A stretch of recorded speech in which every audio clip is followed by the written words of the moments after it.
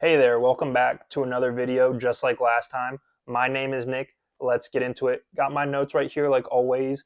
This time for another Journeyman career video. Sticking with the hockey theme since we're getting into that first week of the NHL season.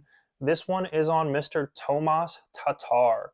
Mr. Tatar was drafted in the second round, 60th overall of the 2009 NHL draft.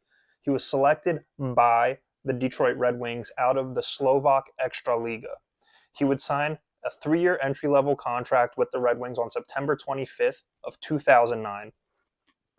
Tatar would spend the entire first two seasons in North America in the AHL, trying to acclimate to the North American ice surface, which is smaller than international play or um, leagues overseas. So he spent those first 2 years with the Grand Rapid Griffins.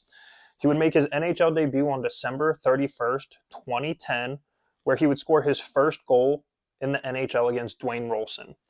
In 2010-2011, he had 9 games played, just that one goal, 0 assists, and 1 point. Tatar would spend the entire 2011-2012 season back in Grand Rapids.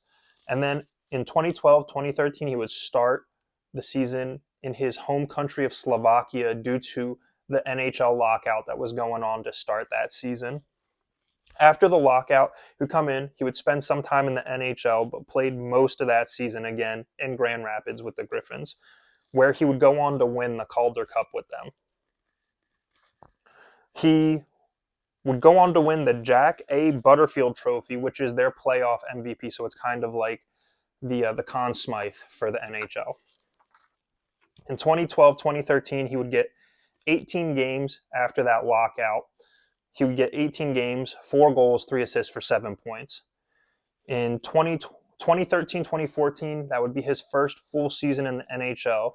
He would play 73 games, 19 goals, 20 assists, 39 points. On July 28th, 2014, Tatar would agree with the Red Wings to a 3-year contract extension worth $8.25 million.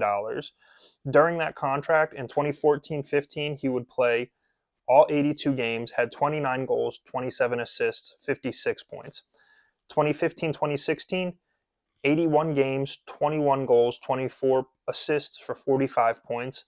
And in 2016-2017, he would play 82 games, 25 goals, 21 assists, 46 points. So not bad. Over that 3-year contract, he literally only missed 1 game during the regular season. On July 21st, 2017, Detroit and Tatar would agree on another contract extension, this time 4 years, $21.2 million deal. On February 26th, 2018, Tatar was traded to the Vegas Golden Knights for a first-round pick in the 2018 draft, a second-round pick in the 2019 draft, and a third-round pick in the 2021 draft. I remember when this trade happened, and I remember seeing this was Vegas's first season in the NHL, and they had already been going on a tear. They had all those extra players that they had gotten from the expansion draft because teams were like, hey, we'll throw in this guy if you select this guy off our roster and everything. So they were just absolutely lighting it up. And then they bring in Tatar, who this was an absolute crazy overpay for the kind of production up to this point. His best season was in 2014-2015, where he got 56 points in one season. So to give up 3 first 3-round picks for Tatar was kind of a crazy, crazy overpay. Before this trade with Detroit, Tatar played 62 games, had 16 goals, 12 assists, 28 points. After the trade, he played 20 games for Vegas, had 4 goals, 2 assists, and 6 points. Before the start of the 2018-2019 season, Vegas would trade Tatar along with prospect at the time, Nick Suzuki, and a second-round pick in the 2019 draft for Max Pacioretty. So they lose the trade. Vegas loses the trade where they got Tatar. And now they lost the trade getting rid of Tatar also. because Max Pacioretty, not like he had a bad time in Vegas, but Nick Suzuki is the captain of the Canadians right now. Imagine Nick Suzuki slotted in as like the second line center. He could even be the third line center in Vegas right now, and that center, the depth at center for them would be absolutely ridiculous. So yes, they lost both of those trades involving Tomas Tatar.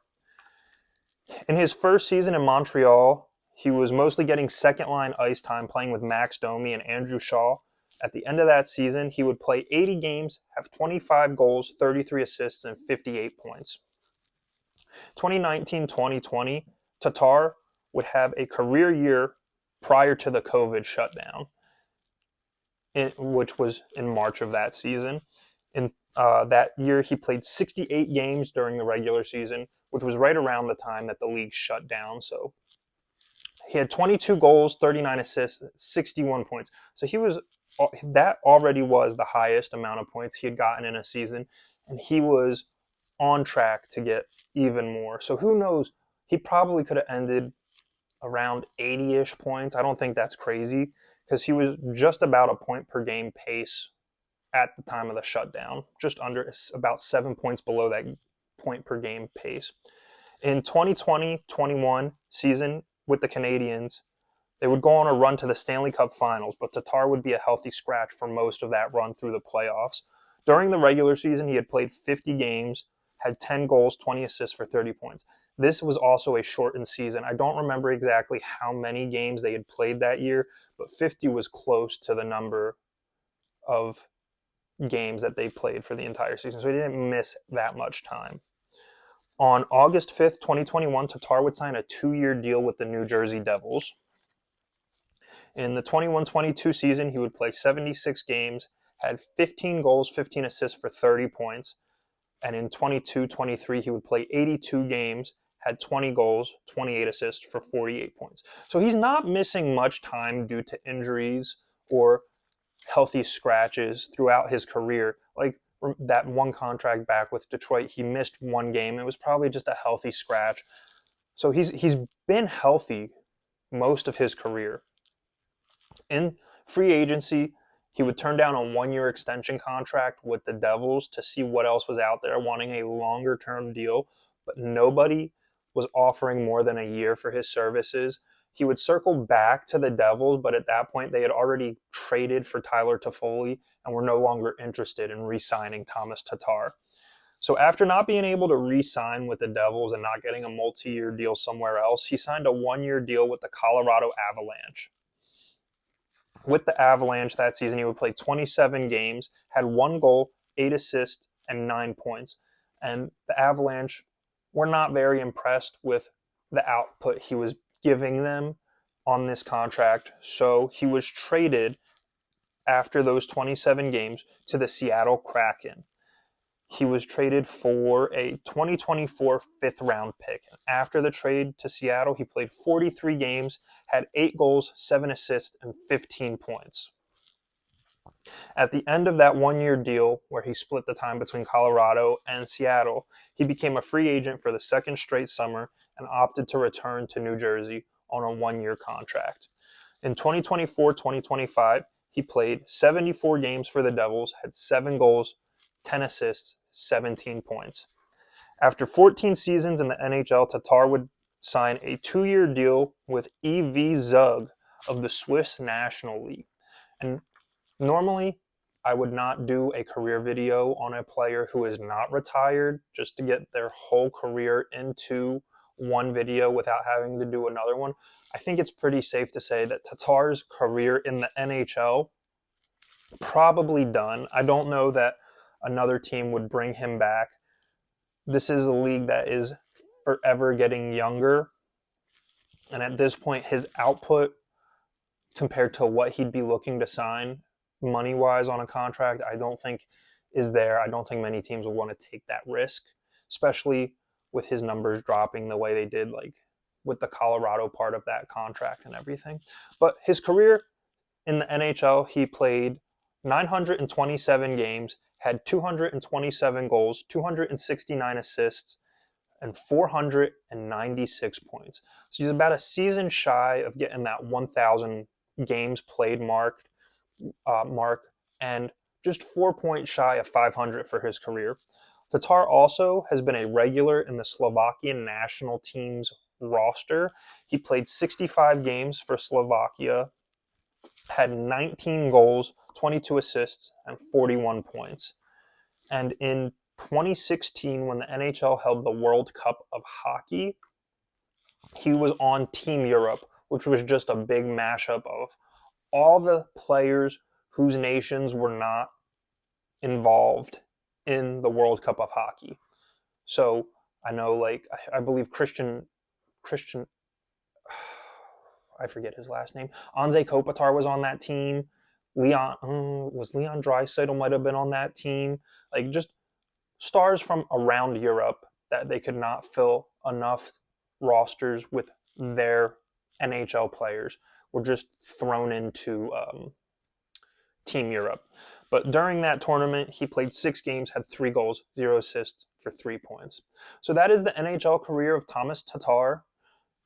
Player with a really fun name. I always liked seeing him out on the ice. He was a pretty solid player, consistently in the lineup. Like I said, not really any injury history there for him.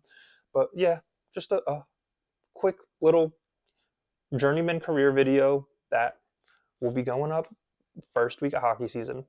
Let me know what you thought about Tomas Tatar's career in the NHL down in the comments. Maybe you just found out about Tomas Tatar because of this video. That's also pretty cool, learning about players you didn't know about. Anyway, until next time, bye-bye.